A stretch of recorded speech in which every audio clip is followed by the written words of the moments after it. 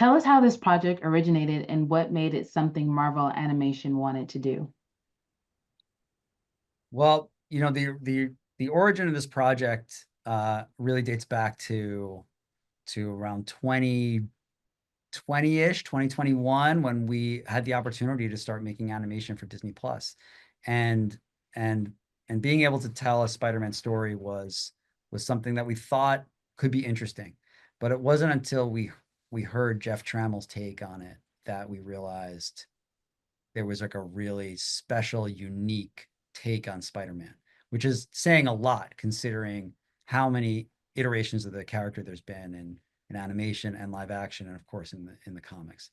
So to find a storyteller who could bring something fresh to the character was the whole reason to do the show, and to tell stories that really were about these kids and about these characters, and kind of set them on a low simmer and make you fall in love with them, was something that only Jeff could have done.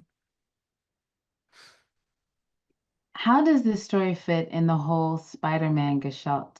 It's not part of the MCU, correct? I think the better way to look at it is like a comic book.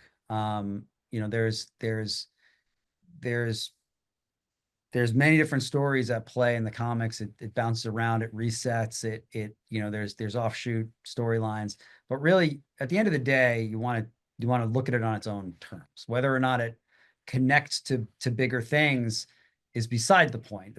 The if it's not, it every show, is a story in and of itself, that we make, and and should be a compelling story, whether or not it, appears in Avengers Doomsday. How does the style of animation complement the story? um, like the comics, it's where character will go through many different artistic iterations and over its lifespan. Um, that's something that's very important to me as a producer, to allow the creator to create a visual style that best tells the story.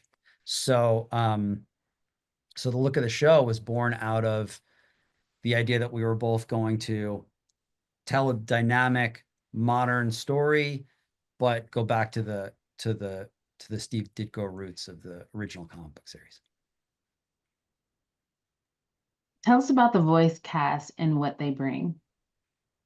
Well, I have to start with Coleman, who was cast as Norman Osborn, a few years ago, and I mean, he just got nominated for an Oscar this morning. He is one of the best actors working today. The fact that he not just shows up for us, but like really gives us, the breadth of his entire instrument in the role of Norman Osborn is is just like such a blessing to the show, and and really, I think, you know puts him up there with the best depictions of Norman Osborn. It's not dissimilar to me to when Mark Hamill played the Joker in Batman the Animated Series. And because of that, that character stands alongside the other portrayals of the Joker. uh, I think that it's nothing less of iconic.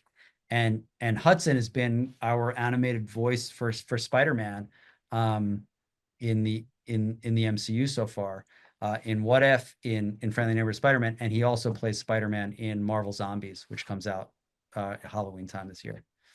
Can you tease what comic book characters viewers will see in the series? Yeah, the it's if you're a fan of the comics, you're going to see a lot of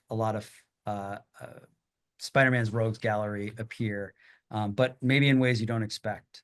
Doc Ock is there, Norman Osborn, obviously, Lonnie Lincoln's origin, uh, but there's also other characters from different books. Nico Minoru plays a big part in this. Daredevil shows up, Doctor Strange, Iron Man. There's and others, and it has that Silver Age feeling of Spider-Man having adventures in the Marvel universe. He's having his own story, but the Marvel universe and all the intricacies of that loom large around him. And last question, what can viewers expect when they watch the series? Um, I think it's an exciting ride. It's a Spider-Man adventure story. It's a coming of age story. But really it's kind of Marvel's Degrassi. It's a high school drama about these kids learning to navigate a new school, social anxiety, you know, hardships at home, and that transition from being a kid to being an adult.